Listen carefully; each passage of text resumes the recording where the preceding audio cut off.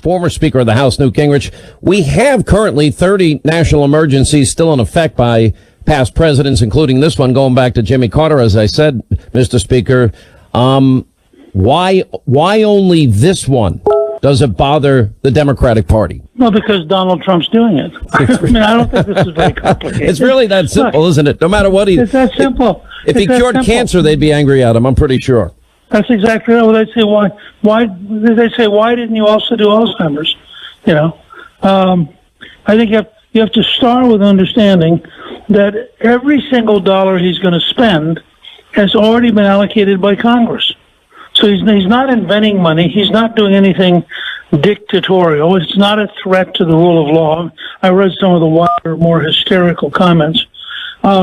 He has the authority to, for example, spend the money that we seize through drug asset forfeitures.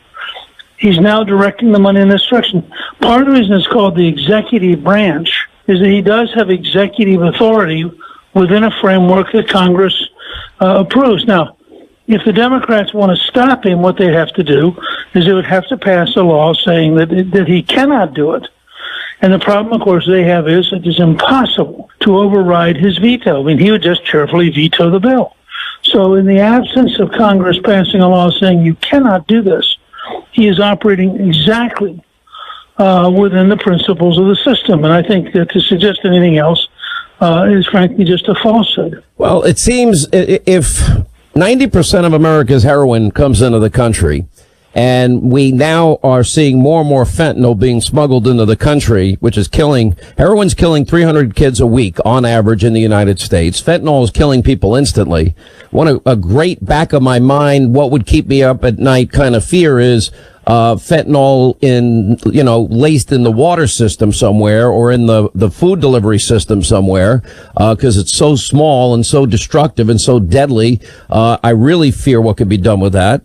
We also have the cartels. We have gang members. We've had over 4,000 homicides and murders, and then we've had over 30,000 sexual assaults in the last 2 years and over 100,000 violent assaults by illegal immigrant criminals. Now, I wanted to be clear, not the 98% that don't abide by our laws or respect our borders, that just want a better life for them and their families. That's 98%. But the 2% are involved in drug dealing, killing, human trafficking, sex trafficking, young girls. Well, that's what we need to stop. Right, but I think let's go to the basics. We have every right to control our border. We're a sovereign nation. Part of being a sovereign nation is you get to define your border. And I think this is one of the things that people tend to forget. And so I'm actually going to go a step further than you do and say, look, I think it's right. It's totally okay for the United States to say, we're going to get total control of our border. We're going to allow people to come in, as the president has said. He is for legal immigration. Most legal immigrants, by the way, are very much against those who break the law and try to jump the line because they think it's cheating. And they think it's exactly the opposite of what they did because they obeyed the law and they were patient and they did the right thing. So I want to start with the first principle. Does the United States have the right to define and control its border? Well, that's the definition of a country. I mean, if you can't define who you are and you can't control your border, you're not a country. And I think this starts there. The president has concluded that while it would be better to have the Congress act in a mature way, pass something positive, that the current Congress is incapable of doing that. And so he's exercising executive authority within a totally legal framework to reallocate money that already has been approved by Congress and to move it to this particular project. And I have zero doubt that in the end he will be upheld by the Supreme Court. And the great part of it is, and nobody likes the bill. The bill's a typical Washington swamp bill, and they spend too much money, and they tried to lard this up too with obstacles for the president, although they were able, as I understand it now, to get a lot of that removed, which is pretty good. But if we follow the law, and there's any number of them, including 10 U.S.C. 284, Section B7 and beyond, where it literally construction of roads, fences, installation, barriers, installation, lighting to block drug smuggling, that gives the exact purpose to the President of the United States. So I will assume the Ninth Circuit won't follow the text of the law passed by Congress, which is constitutional, or the fact that as Commander-in-Chief, the President has the authority, especially because he has a sworn oath to protect the country. There are people dying, and we are being targeted by massive amounts of drugs, and finally somebody has said, I've had enough, and is willing to go to the mat. And in the interim, he's going to have all these extra monies that he explained earlier today, up to $8 billion on top of the $1,375 billion. And he's going to continue construction while this works its way through the courts.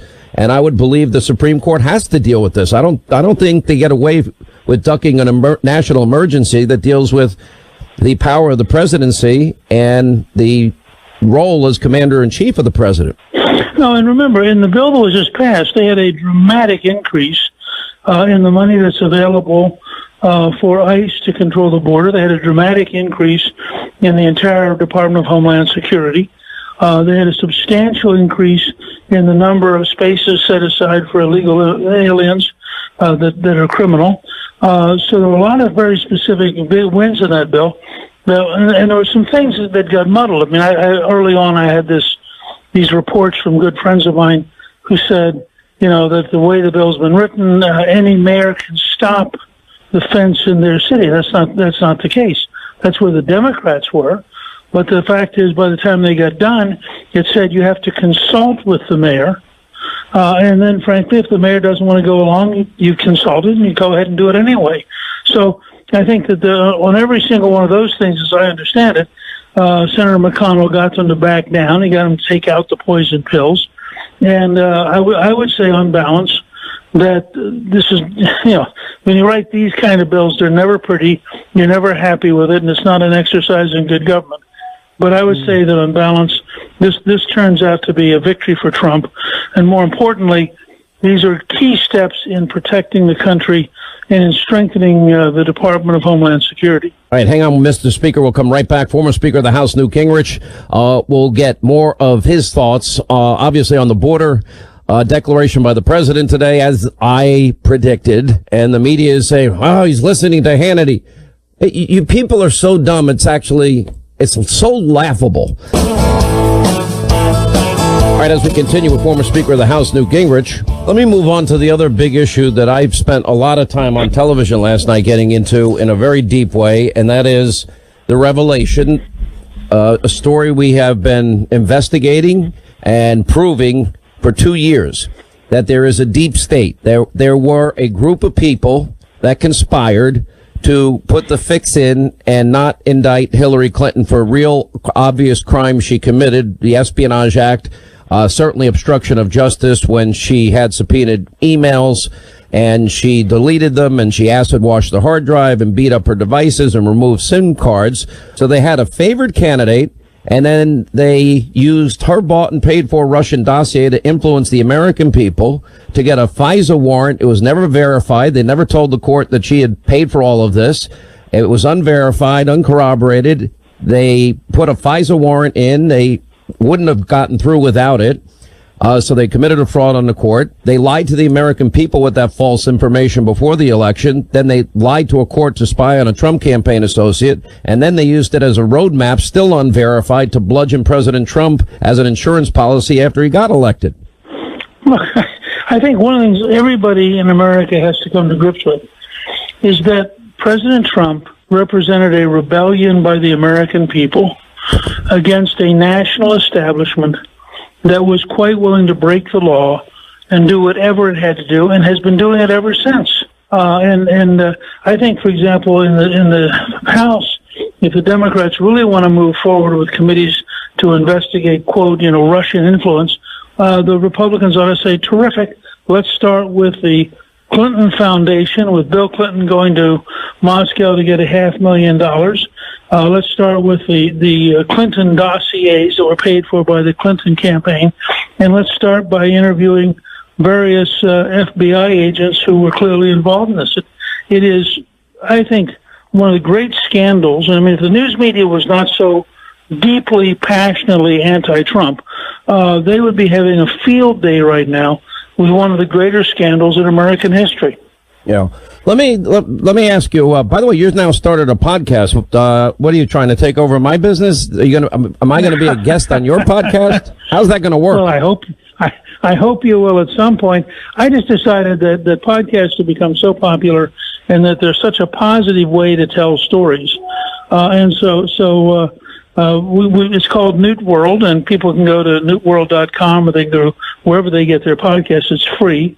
They can sign up for it. We'll do about one a week. The first one we released today is on George Washington, and as you know, I've written 3 novels about Washington and done a movie called The First American about Washington. And so I'm going to take positive ideas. We just taped this week a long interview with Patrick Kennedy, which is one of the most emotional and powerful interviews on addiction and recovery and his family, and it's just remarkable. So it's a vehicle where I can try to go back to sort of being Newt the teacher, explore ideas and explore specific things that I think will be of great interest to people. And every week we're going to visit something new and different. We just finished interviewing some doctors who are doing gene therapy, and in one case have developed an approach where children who are blind literally now can see. I mean, it's like a miracle. And so I think people will find these to be different than the normal political stories, and different than the things we fight over in Washington. There's a lot going on in the world that's worth talking about beyond politics. All right, and next time we'll have you on, obviously we got a lot to talk about with the new Green Deal. Sure. Newt Gingrich, thanks for being with us. Congrats on the podcast, and